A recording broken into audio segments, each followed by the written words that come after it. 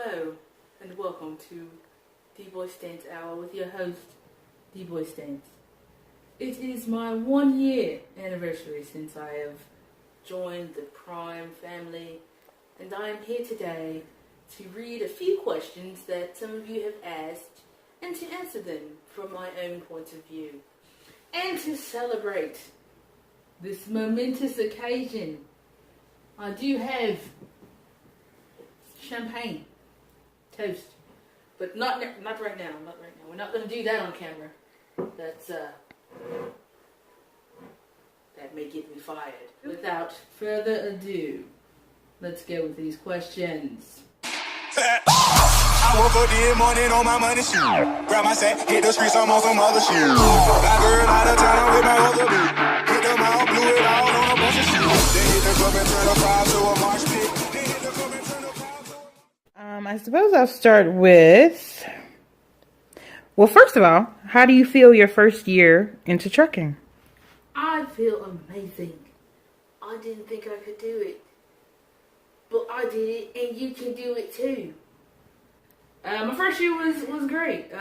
It taught me a lot about myself. I learned a lot of patience. I learned about people not being able to drive on a whole new level. It's taught me how to build a thick skin. It's been an experience, and I would do it all over again if I had to. Awesome. What was the hardest thing about this year? Just being away from home, really. I think that's really the hardest thing, especially the first year. Just getting acclimated to not seeing your family every day, not seeing your friends every day, watching people do stuff on social media and you're missing out. Missing holidays. That was probably the hardest thing. Thanksgiving was hard. I mean, I've never ever in my life missed a Thanksgiving with my family. Some form of family. And this year, as you guys probably remember, I got stuck at the terminal eating a can of ravioli. I didn't even eat the ravioli. I was so upset.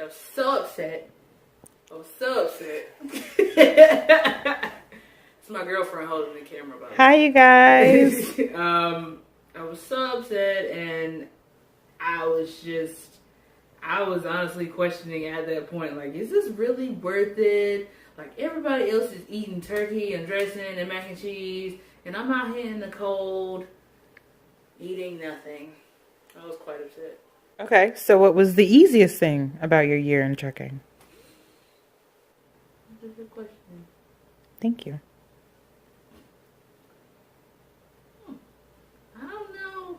I'm not saying trucking is hard, but there's not really anything that is particularly easy. Coming home is the easiest Okay. thing. That's what I'm going with. Coming home. Gotcha. What do you wish somebody had told you before you started this journey? If someone could have implemented any kind of wisdom to you before you started this, anything that you know now that you wish you would have known, what would it be? I wish someone would have told me to be prepared for anything happening while you're on the road. Like I said in the video before, when I did my research, of course you see everyone talking about missing events or missing birthdays or what have you, but I was not prepared for, like I said, missing stuff that has to do with your family health or deaths in the family. So just being prepared and having a plan and having your ducks in a row, I guess you could say, for anything, because a lot of things can happen while you're on the road, and just being able to be mentally prepared for that, I would definitely tell someone that is coming out on the road. You're gonna miss stuff.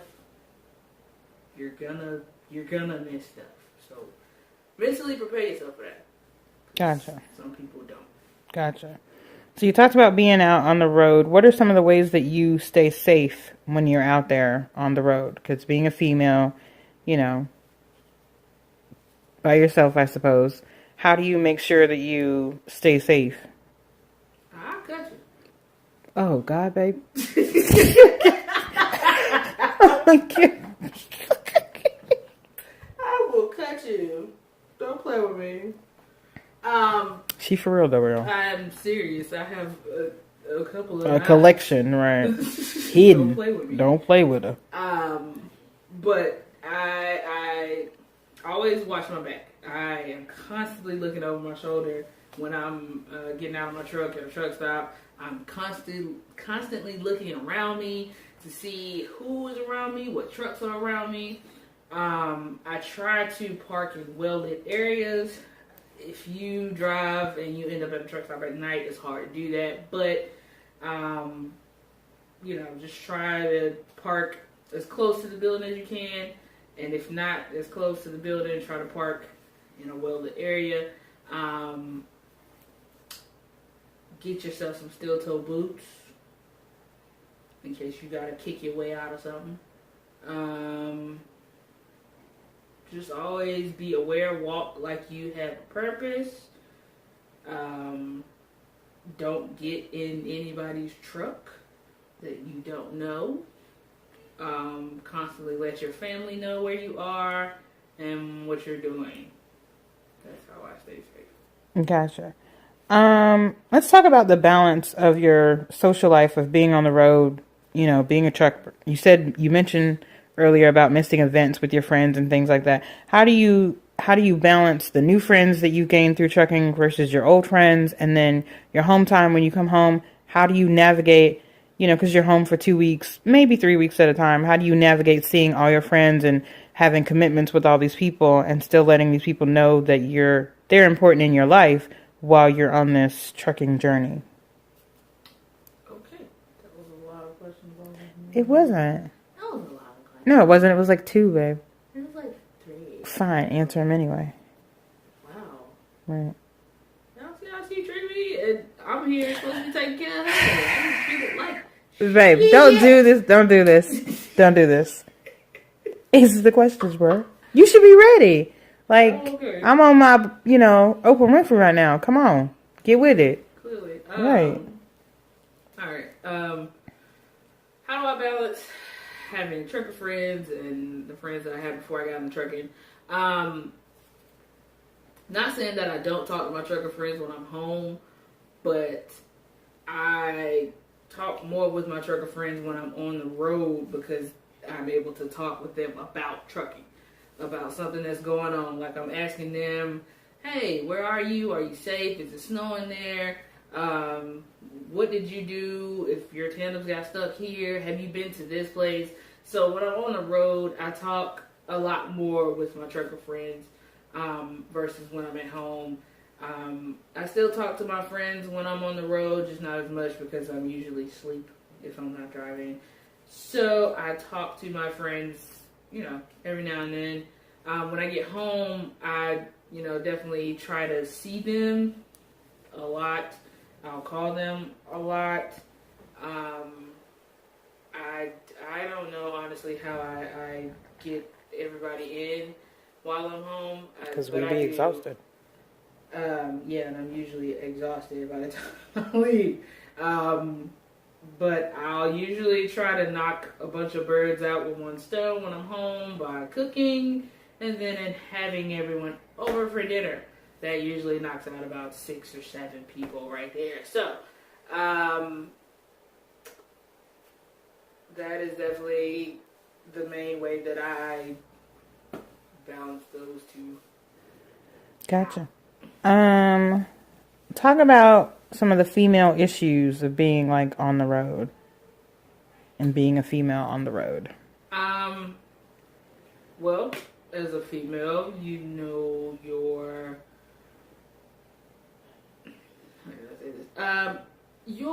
hormones will change while you're out on the road, which will cause changes in your body.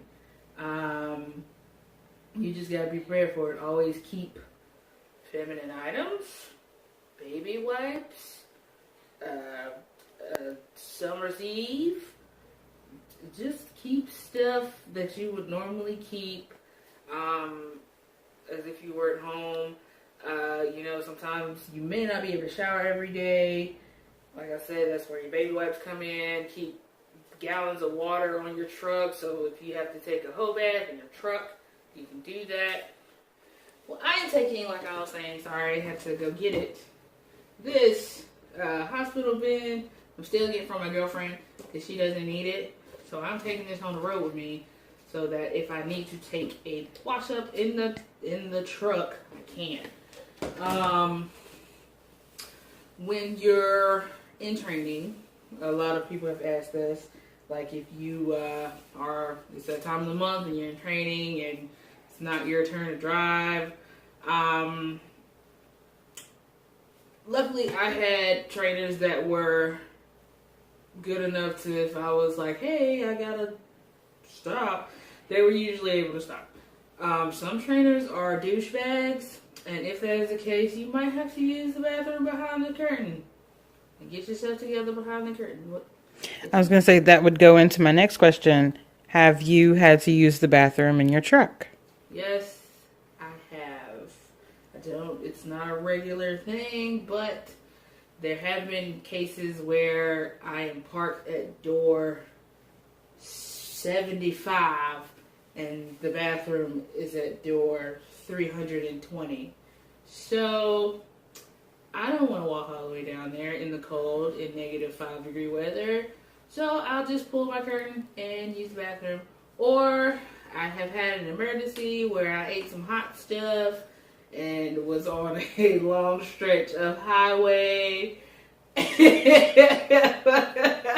girlfriend is making the funniest face. So I was on a long stretch of highway and I got the hot guts. So I had to pull over and handle my BI behind the curtain as well, and a nice trash bag on top of a bucket, and then clean myself up with my baby wipes and threw out the bag when I got to the next truck stop. Shit happens, literally. Shit happens. So yes, I've had to use my truck as a bathroom. Lord, I'm sorry, y'all. How does TNT pay work? Okay. For those that don't know, TNT at Prime is trainer and trainee. That is pretty much right after you get your CDL. If you go through the entire training process with Prime, right after you get your CDL, that's when you're with a trainer and you drive for 30,000 miles. What they tell you is that it's $700 solid, or just straight $700. The way I would think about it is that it's $100 a day versus $700 solid. I say that because if you have to take home time while you are in TNT, you will not get paid for the days that you are out. For example, myself, while I was in TNT, we went on home time, and I was at home for 4 days, and I only got paid $300 that week before taxes. So $100 a day is the best way to look at it for 7 days instead of $700.